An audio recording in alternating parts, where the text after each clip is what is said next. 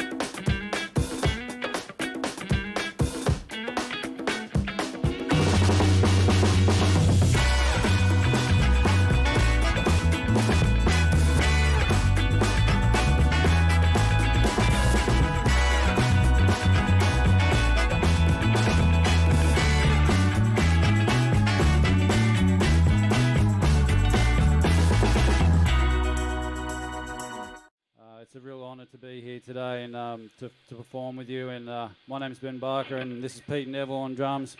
And yeah, we're making some waves. So hope you guys enjoy, and we're going to get into it.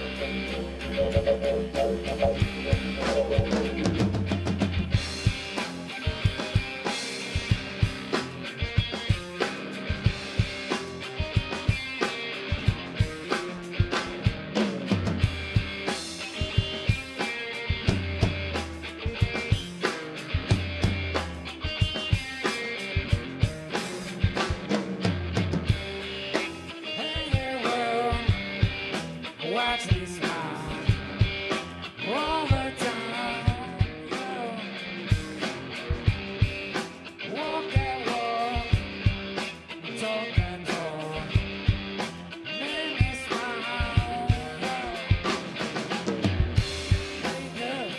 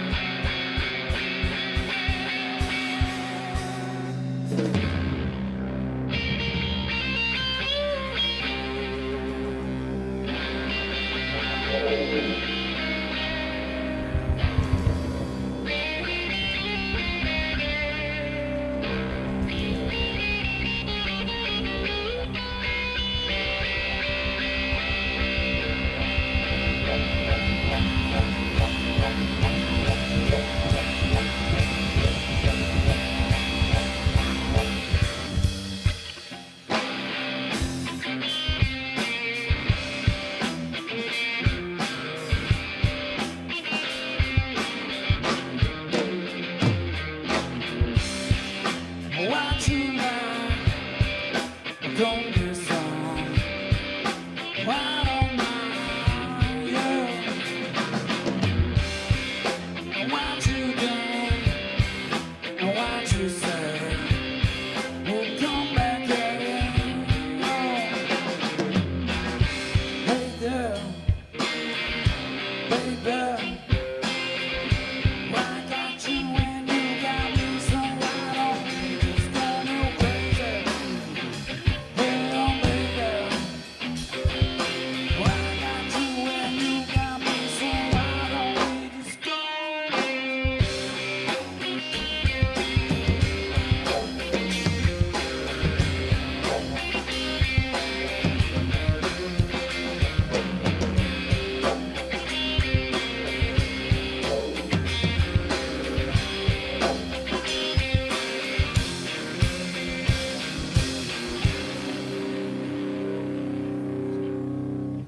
Okay, thank you very much.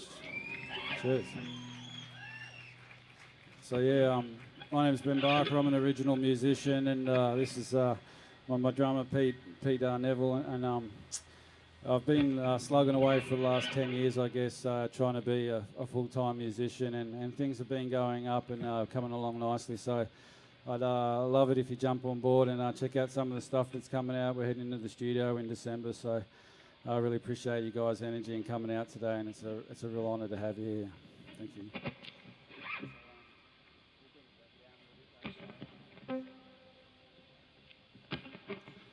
Yeah, this song's called Why Oh Why, and my dad, he was a Biripi man, and he passed away on country due to cancer a few years ago. It's probably actually 10 years next year, and before he passed away, I was taking a lot of care of him and looking after him, and I was playing this riff in this song, and his eyes just lit up, and I could see the dreaming had entered him, and it really soothed him.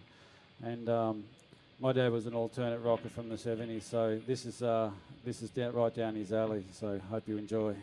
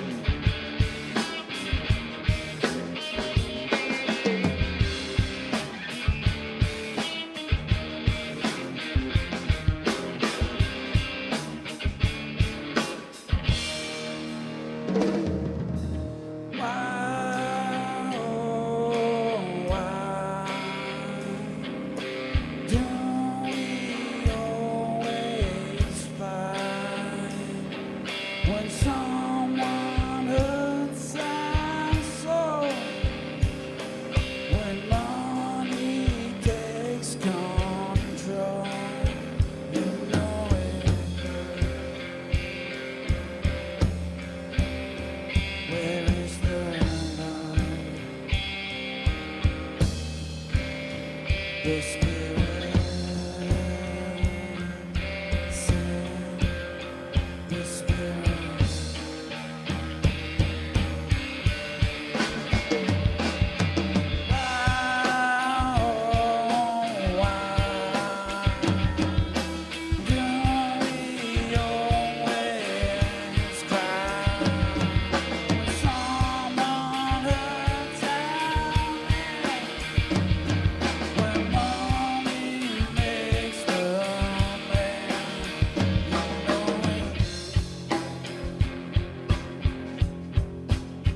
Where is the love?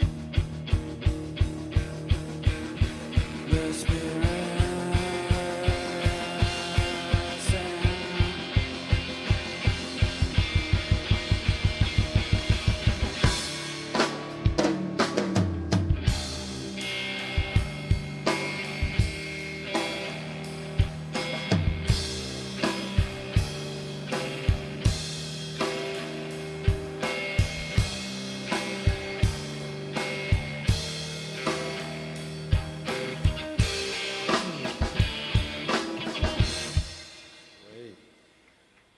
Okay, thank you very much, everybody. Really appreciate having you here, and check out the Deadly stalls here. I'm pretty sure you'll find something really unique and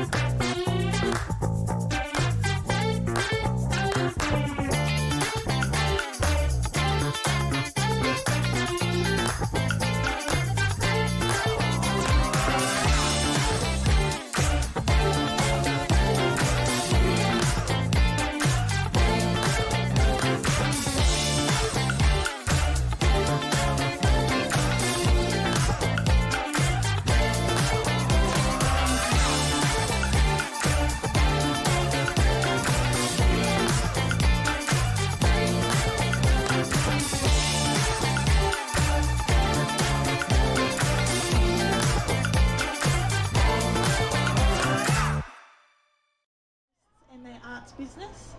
I've got a background in law and copyright, and I work with artists and businesses to understand the importance of protecting Indigenous cultural and intellectual property rights and how to do the right thing, how businesses and governments and consumers can interact meaningfully and genuinely with Aboriginal and Torres Strait Islander artists.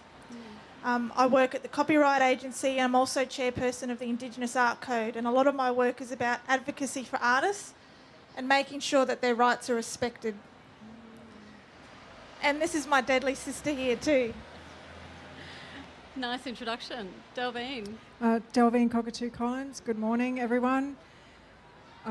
Also a Quandamuka person. My arts practice is based on Minjerribah, North Stradbroke Island, and I find my meaning with my work through my grandmother's words, our lived experiences on the island, and just my stories from our mum. So I share that through my screen printing, our weaving processes, and walking tours now. So it's really nice to be able to, share that in a more broader sense. And Steph, my sister, helps me with my contract, so it's really handy to have that expertise, looking over my work. Terrific. Thank you, Del. Dennis. Yes, hello everyone. My name is Dennis Jose. I'm hail from Meeanjin country in far north Queensland. I'm a civil engineer and I own a engineering design consultancy with another Indigenous fella, Grant Ma. So he and I run a engineering consultancy here from Brisbane. We work in work is in New South Wales and Queensland. We do a lot of client-side project management for the Department of Defence, and also do a lot of structural design for our clients in the private sector, and most of that's with private developers and other design consultancies as well. And we're always on the lookout for some young Indigenous engineering talent to give us a call. So my company's name is Jabin, Jabin, and that's our Yidinji name for the crest of the cassowary. So yeah, if you know anyone out there looking for a chance in starting their engineering career, give us a call. Beautiful. This is the Meeanjin recruitment market we're running here as well. Thank you for that, Dennis. And I'm Leanne Leving. I am a Ngugi and Kombumerri descendant. So you have each been involved in the Indigenous business sector for some time, either as Indigenous business people yourselves or working with Indigenous business people. What have you noticed has evolved with that Indigenous business sector since you've been involved in it? I think one of the observations that I've seen, particularly in the visual arts sector, but also more broadly, is the real entrepreneurship that our people have been able to demonstrate, not just in the visual arts, for example, in their expressions of culture and identity, but also moving into different spaces in relation to bush foods, which we see here today at the markets as well.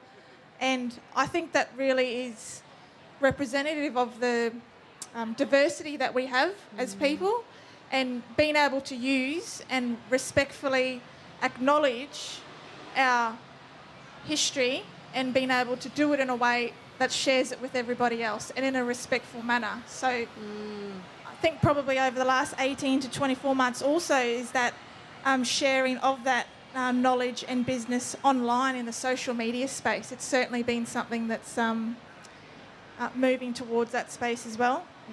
In a lot of the work that I do is I've also seen artists in particular becoming more aware of their rights as creators of work, understanding that they have the right to negotiate their agreements, they have the right to protect their traditional knowledge, and they have a right to earn a living in this space, and doing that in really respectful and meaningful ways. So what I've seen in the time that I've been involved is really exciting, and I can't wait to see what comes next.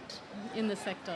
I think as an artist and as somebody that's living within the community on North Stradbroke Island, is knowing the efforts that our elders have always carried before us and the benefits that we have from that, and being responsible for what they've done. And so even on Minjerribah, there are 30 Aboriginal businesses, right from the butcher, food works, taxi service, and I see that's come from this independence on the island that, you know, Ani Udrununakul, my grandmother, they all worked together to help set up the housing co-op, help set up the health services. And so you see that legacy that they've built, and now there's this new kind of generation of business owners, and it's only because of what's there. And I see that across here. You know, we've absolutely grown here at Meeanjin Markets. We're in our third year, and seeing, I think, maybe 25 the first year to now 35 plus stalls is just a testament to that growth and the support that exists. So all these structures that are put in place, our elders' efforts, different programs, this is part of the legacy from the Commonwealth Games. So, you know, 3 years on, I think it's been well worth that investment, and I'd really love to see that happen the same with the Olympic Games in 2032. What can happen in that same format? How do we continue to build businesses across the southeast as well as across Queensland? Yeah, terrific. Thank you. Dennis? Yeah, and from my perspective, I've seen a lot of diversity come into the Indigenous business area. A bit of what, like Steph said. So, you know, and there's a big convention that hasn't been around for the last couple of years because of COVID, but down in Sydney, the Supply Nation Conference, that's expanded every year. And you know, I go there, yes, to promote my business and try and win some new clients. But at the same time, I just love going there every year. And the number of businesses that go to the trade show now is just expanding to, you know, and the diversity, particularly in our engineering and construction field. I mean, not only do we have contractors out there with that are business Indigenous owned, but there's also people in the supporting industries that are out there as well that supply materials and services to the construction industry.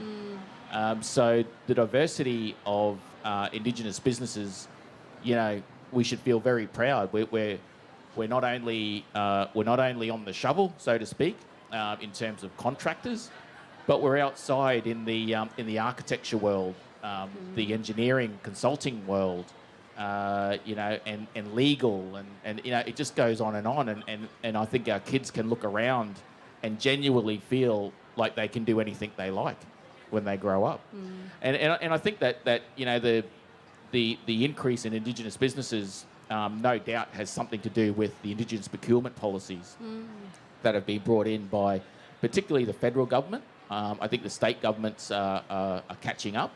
But in that federal space, particularly with you know, the Department of Defence, because I've won a couple of projects in the Department of Defence. One is as a one-on-one, one of my first contracts.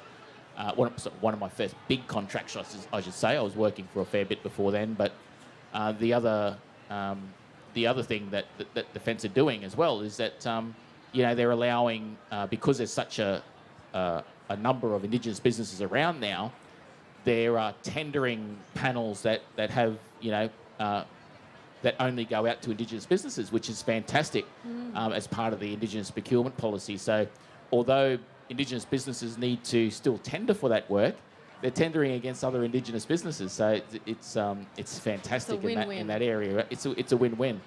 Yeah, and in our consulting world, there's not many engineering consulting companies around, but I know of another engineering consultancy that focuses on civil engineering. So my company focuses on project management and structural. Another Murray business out there, or Murray Curry business out there, they focus on civil design. So hopefully one day we can get together and provide the structural and civil design services for a big project. And that's so we throw each other opportunities and that we know of, and because you know, when clients call me and say looking for some civil design, I say, oh, no, I don't know, but call this fella. So you know, it's trying to share around that work and try to keep each other supported and in business for the future. That sounds like a deadly partnership. Yeah, thanks, Dennis.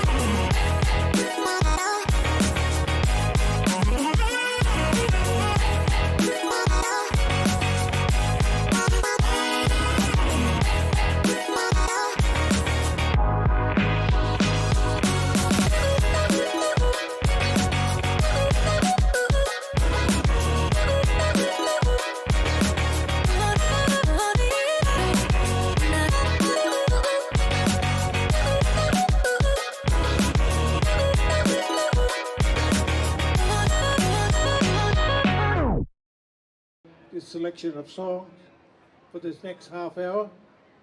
I'm singing a mixture of songs of Aboriginal artists. This first one I like to sing is a song written by Bart Willoughby.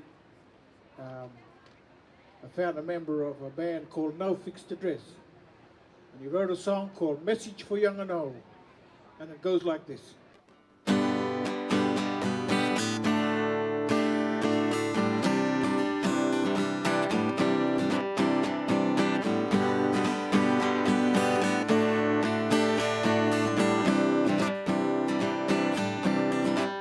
In a life of a young black man, there's really no time in his mind. And in his mind, he sees the past destroyed, meaning there's gonna be no life. And in his heart, he hears the people crying for peace in their soul. And so you think that he's gonna forget about the past, so the rich could have their good life. Well, it's a matter of opinion if you have a good life. Who gives a damn about the sacred sites? And this sort of attitude doesn't give us much to say. What's got to be heard? And so we have a little drink to forget about the hurt for a little while, which is pain, straining, gaining on our future lives. Oh, dream time for one day, peace in our hearts, and our kids are slowly dying with no meaning to their hearts. And now all people see this crying inside their soul, 'cause they know there's gonna be no past, and no one knows the meaning of love.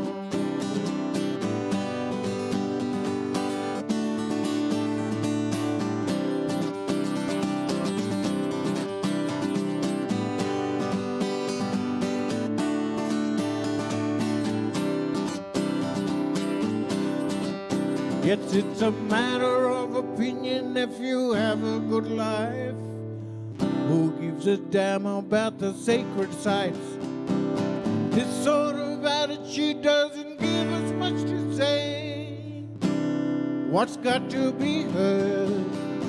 And so we have a little drink to forget about the hurt for a little while, which is pain, straining and gaining on our future lives. Oh, dream time for one day with peace in our hearts, and our kids are slowly dying with no meaning to their hearts.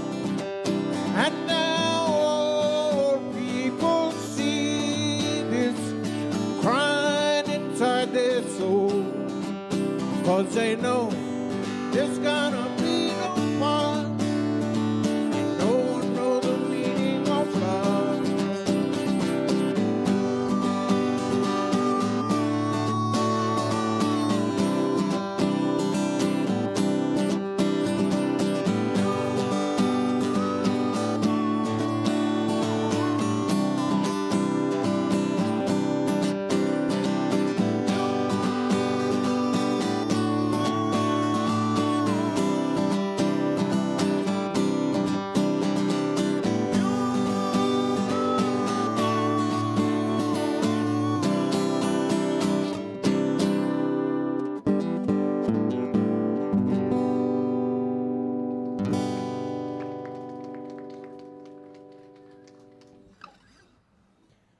I'd like to dedicate this song and welcome everybody here. This little song was a welcome song, and it originates from areas like southeast Queensland, but it I heard that it come from Fraser Island, and all the Cubby Cubby and Waka Waka people would sing this song when they welcome people to areas, especially places like when they had the Bunya Nut Festival.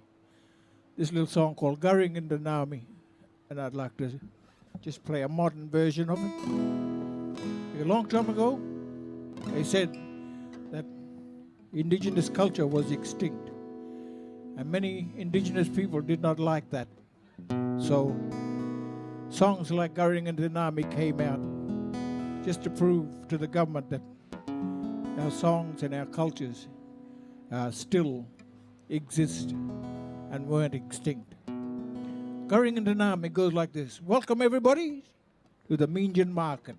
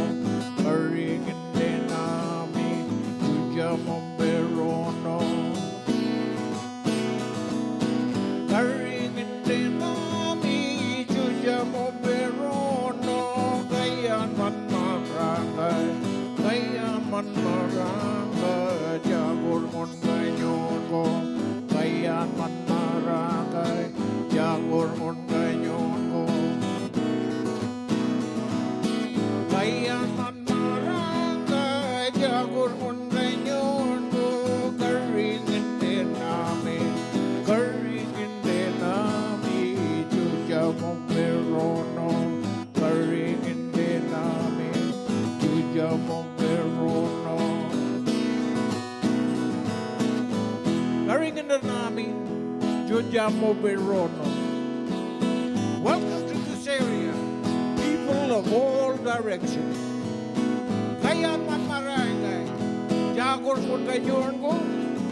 Now when you leave, may our spirits stay with you.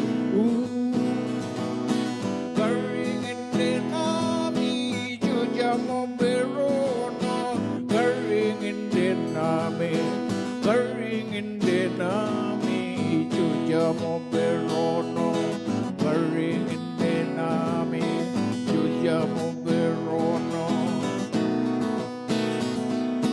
Gurring in the Nami, Jujamo Berono, Kayan man marangay, Kayan man marangay, Jagor mon ganyon ko, Kayan man marangay, Jagor mon ganyon ko. Kayan man marangay, Jagor mon ganyon ko, Gurring in the Nami, Gurring in the Nami, Jujamo Berono, Gurring in the Nami, Jujamo Berono. Ay, ay, ooh-wee.